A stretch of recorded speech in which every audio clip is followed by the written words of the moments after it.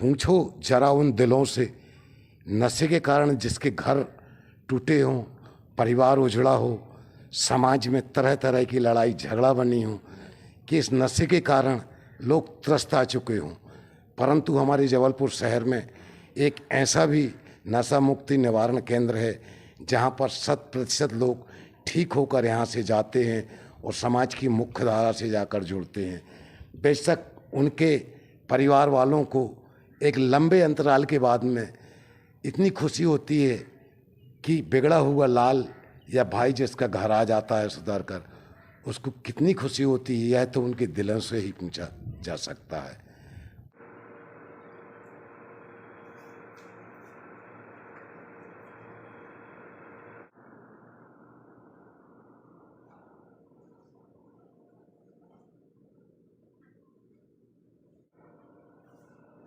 ये सारे कमरे लगभग सेम।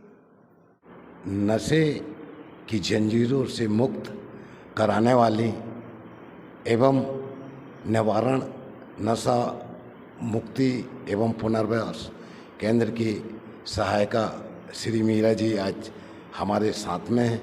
आइए हम उनसे रूबरू होते हैं। बहुत स्वागत है भेड़ाघाट टॉक लाइव न्यूज में। आपने प्रारंभिक शिक्षा से लेकर उच्च शिक्षा कहाँ तक की और उसके आपको क्या अनुभव रहे हैं? तो आप सभी को मेरी तरफ से नमस्कार। मैं मीरा राय क्लिनिकल साइकोलॉजिस्ट हूँ और मैंने अपनी प्रारंभिक शिक्षा जो है जबलपुर से ही संपादित की थी। मैं सीबीएसई बोर्ड की स्टूडेंट रही हूँ। मैंने 11th-12th अपना सीबीएसई बोर्ड से किया। उसके बाद मैंने कॉलेज भी यहीं से शुरुआत की। स्कूल टाइम पे माना जाता था कि मेरे जो जितने फ्रेंड्स थे वो मुझे हमेशा डल टाइप समझते रहे, परंतु उन्हें ये भी अंदाज़ा नहीं था, मुझे खुद इस बात का अंदाज़ा नहीं था कि मैं आगे चल कर कितना आगे बढ़ भी सकती हूँ। मैंने ग्रेजुएशन मास्टर्स तो जबलपुर में ही किया। जब मास्टर्स किया तो उसके बाद मुझे इस चीज़ का अनुभव नहीं था कि मुझे आगे क्या करना चाहिए। उस बीच में मैंने पुलिस की नौकरी के लिए भी अप्लाई किया, बहुत सारे कॉम्पिटिटिव एग्ज़ाम्स भी दिए, जिसमें से पुलिस की नौकरी के लिए तो मेरा हो गया और कुछ ऐसी समस्याएं आई जिनकी वजह से मेरा हाइट कम पड़ गया तो मुझे नहीं मिल पाई। मुझे इन सारी चीज़ों की वजह से बड़ी हताशा हुई, परंतु मेरे एक ऐसे प्रोफेसर रहे जिन्होंने मुझे काफ़ी मोटिवेट किया।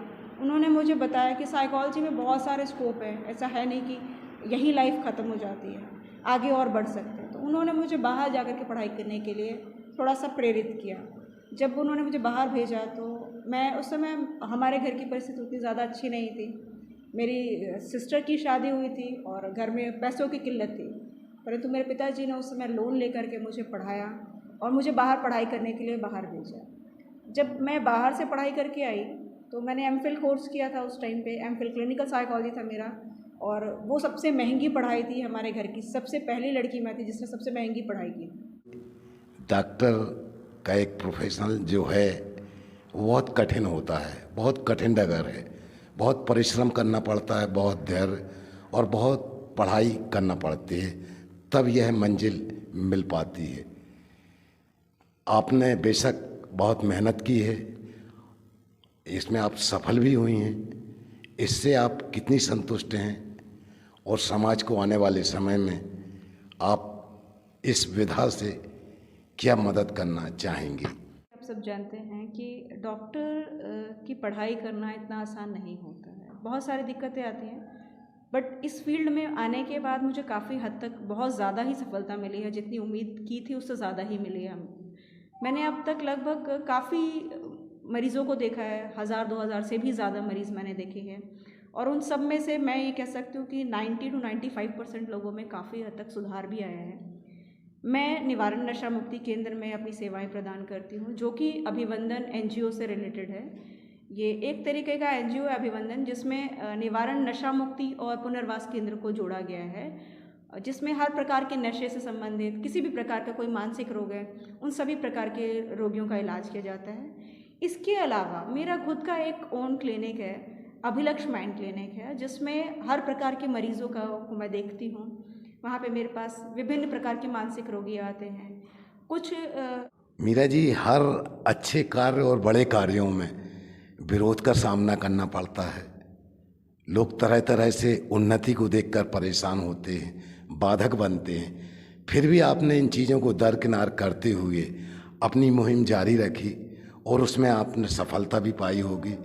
ऐसा कोई वाक़या आपके सामने आया कभी? यूँ तो जीवन में कई उतार चढ़ाव आए हैं। बचपन से ही काफ़ी सारी चीज़ों को देखा है, काफ़ी आगे बढ़ने की कोशिश की है। जैसा कि आप लोग जानते हैं कि समाज की धारणा रही है कि लड़की को ज़्यादा पढ़ाना नहीं है, शादी कर देनी चाहिए। ऐसी कई धारणाएँ मेरे पास भी आई थी, बहुत समय तक आई। परंतु सबसे अच्छी बात ये रही कि मेरे पिताजी ने मुझे बहुत सपोर्ट किया। सबने मना कर दिया, जहाँ पे सबने हाथ हाथ खड़े किए, उन्होंने मुझे वहाँ सपोर्ट किया और मुझे इस पढ़ाई के लिए आगे प्रेरित किया। उन्होंने मुझे हमेशा एक चीज़ कही कि जो भी बनना है आगे अपनी इच्छा से बनो और ऐसा बनना कि दुनिया तुम्हारे सामने खुद आए, तुमसे खुद मदद मांगे। और वाकई में मैंने ऐसी कोई एक पढ़ाई की जिसकी वजह से आज समाज में चाहे कितना भी बड़ा व्यक्ति हो, चाहे कितना भी छोटा व्यक्ति हो, हर प्रकार का व्यक्ति मेरे पास आएगा। तो ये मेरे जीवन में सबसे बड़ा स्ट्रगल रहा। शादी के बाद भी कई दिक्कतों का सामना जैसे करना पड़ता है कि बहू है, आगे नहीं, ये नहीं करना चाहिए, वो नहीं करना चाहिए, पर मैंने अपनी मुहिम को जारी रखा। नशा मुक्ति और पुनर्वास केंद्र के क्या क्या नियम और सिद्धांत हैं और इसमें आपने अभी तक कहाँ तक सफलता प्राप्त की है? नशा मुक्ति जो पुनर्वास केंद्र होते हैं उनके बहुत सारे नियम हैं। जैसा कि ज़्यादातर लोग इन सारी चीज़ों से अनभिज्ञ नहीं है, उनको ये चीज़ें पता नहीं होती है कि एक नशा मुक्ति केंद्र को किस तरीके से चलाना चाहिए। आपने देखा होगा यदि तो नशा मुक्ति केंद्र में सबसे ज़्यादा ज़रूरी होता है एक डॉक्टर का होना। एक साइकियाट्रिस्ट जब तक नहीं होगा तब तक मरीज़ के अंदर दवा नहीं जाएगी, क्योंकि जब नशा छूटता है तो मरीज़ बहुत ज़्यादा हाइपर होता है, गुस्सा दिखाएगा, चिड़चिड़ाएगा, और दवा जो होती है वो थोड़ा सा उसको शांत करने के लिए दी जाती है। अब दवा के बाद आती है बात कि विचार कहाँ से बदलें, तो उनके विचारों को बदलने के लिए काउंसलिंग और थेरेपी होना बहुत ज़रूरी है। साथ ही साथ उनको योगा, मेडिटेशन, ये सब चीज़ें सिखानी बहुत ज़रूरी है। इससे ये पता चलता है कि वो जब सारे आसन को सही तरीके से करने लगता है तो उसकी स्थिरता समझ में आती है कि मरीज़ में स्थिरता आ रही है या नहीं आ रही। इसके अलावा मेडिसिन के लिए हमारे पास नर्सिंग स्टाफ होना बहुत ज़रूरी है, क्योंकि इमरजेंसी में कभी मरीज़ को कोई दिक्कत आ गई तो नर्सिंग स्टाफ इंजेक्शन लगाना, ड्रिप्स लगाना, प्लस उनको अगर बीपी चेक करना है वो हो गया, शुगर ना बढ़ गया हो कहीं, क्योंकि इन सारी जो शराब या कोई भी प्रकार का नशा करने से हमारे अंदर के जितने भी सिस्टम है वो डैमेज हो जाते हैं, तो उसके लिए एक नर्सिंग स्टाफ आपके पास होना बहुत ज़रूरी है। तीसरी चौथी चीज़ जो आप बोलेंगे कि आपके पास ऐसा वेल ट्रेंड स्टाफ होना चाहिए जो मरीज़ को रोक सके, ऐसा नहीं। नशे की गिरफ्त में आ चुके लोगों को नशा छुड़वाना कठिन तो है ही, साथ में बहुत जटिल कार्य भी है। ऐसे अब तक आपने कितने लोगों को इस गिरफ्त से आज़ाद कराया है और वह आज हंसी खुशी से यहाँ से जाकर अपने परिवार के साथ अपना जीवन व्यतीत कर रहे हैं? मेहनत इस तरीके से होती है कि मान के चलिए कुछ मरीज़ ऐसे होते हैं जो 3-3, 4-4 महीने तक नहीं मानने को तैयार होते, तो हमें और मेहनत करनी पड़ती है। लेकिन उस बीच में मरीज़ों को ये अंदाज़ा हो जाता है कि मानसिक बीमारी तो है, क्योंकि वो छोड़ नहीं पा रहे हैं, तब तो मानसिकता ख़राब हो रही है। और जब वो कई बार 3 महीने से 4 महीने हो जाते हैं, 4 महीने से 5 महीने हो जाता है, जब वो बिल्कुल सुधर जाते हैं तब हम उन्हें उनके घर भेजते हैं। वो अपने परिवार के साथ सुखी रहते हैं और उन्हें परिवार की कीमत भी समझ में आती है। सन 2012 से लेकर के अब तक मैंने अपने करियर में बहुत सारे मरीज़ देखे हैं, शायद मैं उनकी गिनती भी आपको नहीं बताई, मतलब मान के चलिए 1000 से तो ऊपर ही हैं अब तक। और कई ऐसे परिवार हैं जो आज बहुत खुशहाल हैं, अपने परिवार के साथ सुखी हैं और नशे से बिल्कुल दूर है, कोसों दूर है।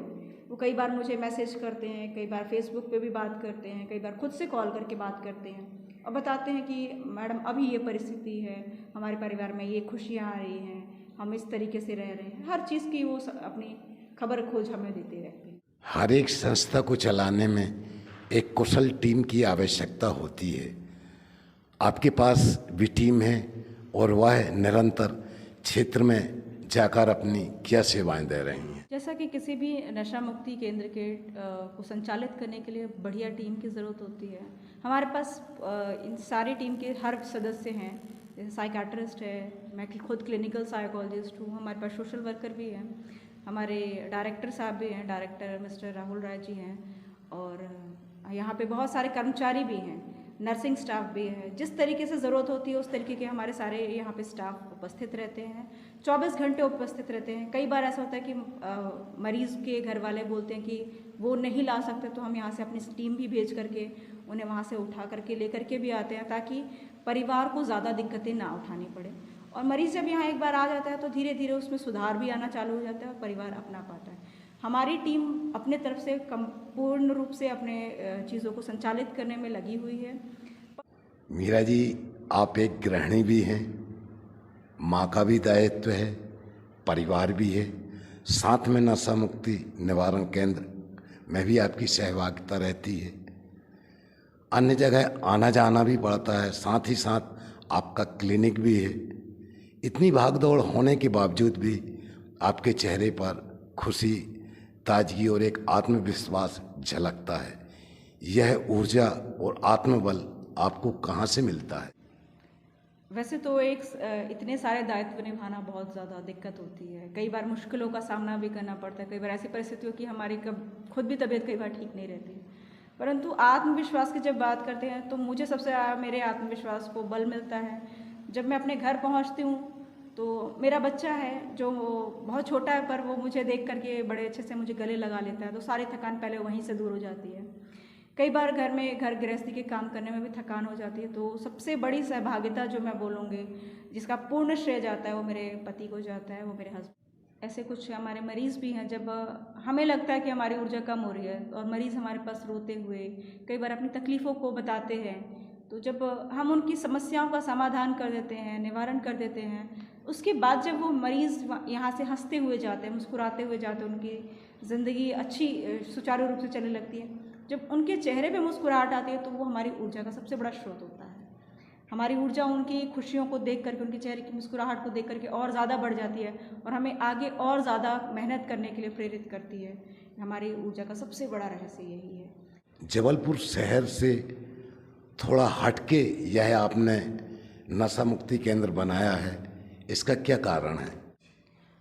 शहर से इतनी दूर इस नशा मुक्ति केंद्र को बनाने का सबसे बड़ा कारण यह था कि कोई भी नशा मुक्ति केंद्र शहर की भीड़ में कोई भी तरीके से सूटेबल नहीं है। यदि आप देखें तो जहाँ पे शोर शराबा होता है वहाँ पे मरीजों में सुधार होने की संभावना कम होती है। यदि शहर से दूर रहता है तो उसे प्राकृतिकी का वातावरण मिलता है, सकारात्मक सोच मिलती है, शोरगुल से दूर रहता है और जितनी भी सकारात्मक ऊर्जा होती है वो एकांत में ही मिलती है।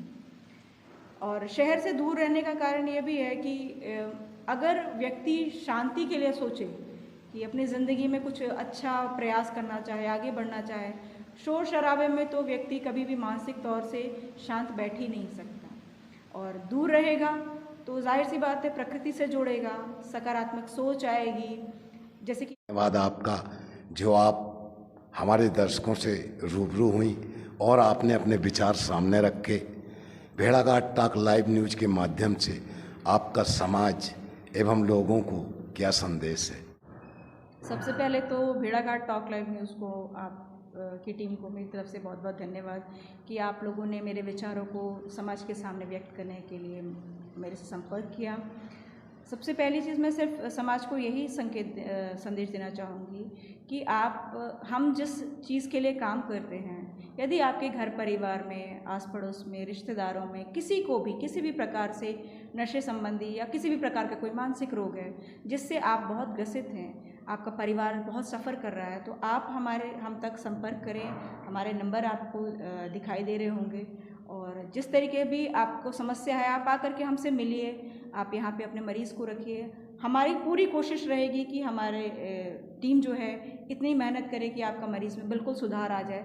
और हम जैसे कि मैंने आपको बताया कि 95% सुधार तो रहता ही है और हमारी पूरी कोशिश रहेगी कि हम आपके मरीज़ को बिल्कुल सुधार करके भेजें। जब भी 24 आवर्स में 24 घंटे में आपको जब भी हमारे मदद की आवश्यकता है, आप हमारे दिए हुए नंबर पे संपर्क कर सकते हैं। हमारे